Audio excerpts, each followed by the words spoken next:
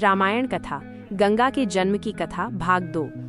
ऋषि विश्वामित्र ने आगे कहा, बहुत दिनों तक अपने पुत्रों की सूचना नहीं मिलने पर महाराज सगर ने अपने तेजस्वी पौत्र अंशुमान को अपने पुत्रों तथा घोड़े का पता लगाने के लिए आदेश दिया।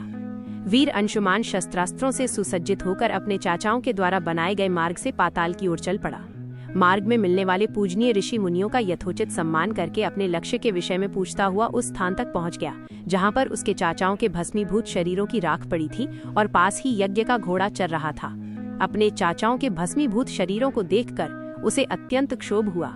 उसने उनका तर्पण करने के लिए जलाशय की खोज की, किंतु उसे कोई भी जलाशय दृष्टिगत नहीं हुआ। तभी उसकी दृष्टि अपने चाचाओं के मामा गरुड़ पर पड़ी। उन्हें सादर प्रणाम करके अंशुमान ने पूछा कि हे पितामह, मैं अपने चाचाओं का तर्पण करना चाहता हूँ। समीप में यदि कोई सरोवर हो तो कृपा करके उसका पता बताइए। यदि आपको इनकी मृत्यु के विषय में कुछ जानकारी है तो वो भी मुझे बताने की कृपा करें।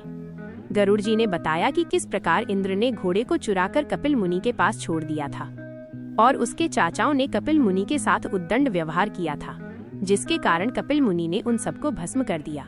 इसके पश्चात गरुड़ जी ने अंशुमान से कहा कि ये सब अलौकिक शक्ति वाले दिव्य पुरुष के द्वारा भस्म किए गए हैं, अतः लौकिक जल से तर्पण करने से इनका उद्धार नहीं होगा।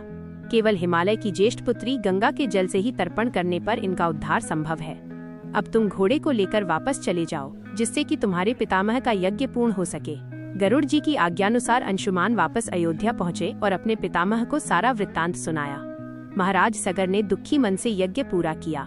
वे अपने पुत्रों के उद्धार करने के लिए गंगा को पृथ्वी पर लाना चाहते थे, पर ऐसा करने के लिए उन्हें कोई भी युक्ति न सूझी। थोड़ा रुककर ऋषि विश्वामित्र ने कहा, महाराज सगर के देहांत के पश्चात अंशुमान बड़ी न्यायप्रियता के साथ शासन करने लगे। अंशुमान के परम प्रतापी पुत्र दिलीप हुए।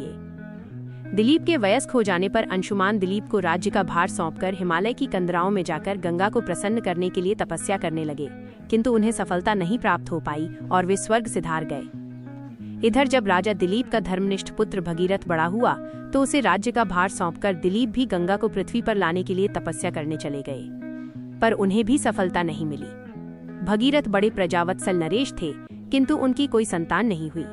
इस पर वे अपने राज्य का भार मंत्रियों को सौंपकर स्वयं गंगावतरण के लिए गोकर्ण नामक तीर्थ पर जाकर कठोर तपस्या करने लगे। उनकी अभूतपूर्व तपस्या से प्रसन्न होकर ब्रह्मा जी ने उन्हें वर मांगने के लिए कहा।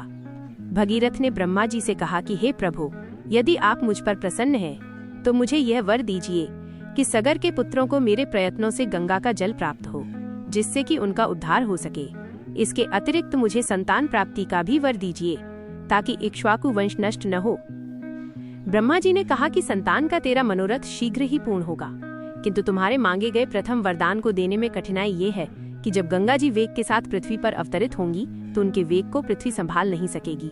गंगा जी के वेग को संभालने की क्षमता महादेव जी के अतिरिक्त किसी में भी नहीं है। इसके लिए तुम्हें महादेव जी को प्रसन्न करना होगा। इतना कहकर ब्रह्मा जी अपने लोक को चले गए। भगीरथ ने साहस नहीं छोड़ा। वे 1 वर्ष तक पैर के अंगूठे के सहारे खड़े होकर महादेव जी की तपस्या करते रहे। केवल वायु के अतिरिक्त उन्होंने किसी अन्य वस्तु का भक्षण नहीं किया। अंत में इस महान भक्ति से प्रसन्न होकर महादेव जी ने भगीरथ को दर्शन देकर कहा कि हे भक्त श्रेष्ठ, हम तेरी मनोकामना पूरी करने के लिए गंगा जी को अपने मस्तक पर धारण करेंगे। इसकी सूचना पाकर विवश होकर गंगा जी को सुरलोक का परित्याग करना पड़ा। उस समय वे सुरलोक से कहीं जाना नहीं चाहती थी, इसलिए वे यह विचार करके कि मैं अपने प्रचंड वेग से शिव जी को बहाकर पाताल लोक ले जाऊंगी, वे भयानक वेग से शिव जी के सिर पर अवतरित हुईं। गंगा का ये अहंकार महादेव जी से छुपा न रहा। महादेव जी ने गंगा की वेगवती धाराओं को अपने जटाजूट में उलझा लिया।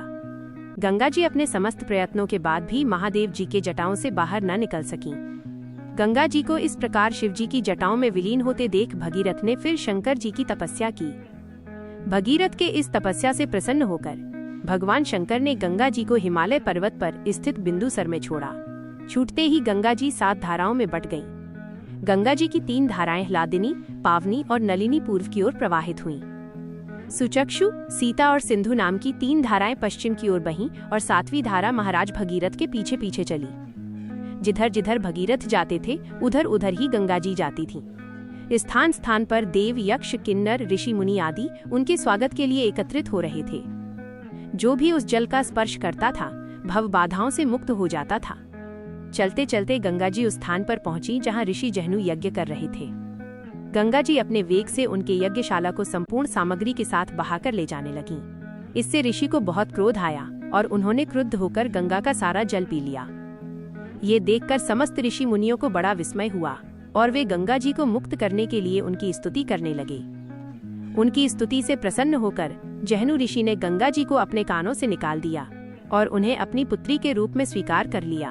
तब से गंगा जाह्नवी कहलाने लगी। इसके पश्चात वे भगीरथ के पीछे चलते चलते समुद्र तक पहुंच गईं और वहां से सगर के पुत्रों का उद्धार करने के लिए रसातल में चली गईं। उनके जल के स्पर्श से भस्मीभूत हुए सगर के पुत्र निष्पाप होकर स्वर्ग गए। उस दिन से गंगा के 3 नाम हुए, त्रिपथगा, जाह्नवी और भागीरथी। हे रामचंद्र, कपिल आश्रम में गंगा जी के पहुंचने के पश्चात ब्रह्मा जी ने प्रसन्न होकर भगीरथ को वरदान दिया कि तेरे पुण्य के प्रताप से प्राप्त इस गंगा जल से जो भी मनुष्य स्नान करेगा या इसका पान करेगा वो सब प्रकार के दुखों से रहित होकर अंत में स्वर्ग को प्रस्थान करेगा। जब तक पृथ्वी मंडल में गंगा जी प्रवाहित होती रहेंगी तब तक उसका नाम भागीरथी कहलाएगा और संपूर्ण भूमंडल में तेरी कीर्ति अक्षुण्ण रूप से फैलती रहेगी। सभी लोग श्रद्धा के साथ तेरा स्मरण करेंगे। ये कहकर ब्रह्मा जी अपने लोक को लौट गए। भगीरथ ने पुनः अपने पितरों को जलांजलि दी। कथा समाप्त होने पर वे सब विश्राम करने चले गए। अगर आपको कहानी अच्छी लगी तो चैनल को लाइक और सब्सक्राइब जरूर करें। धन्यवाद।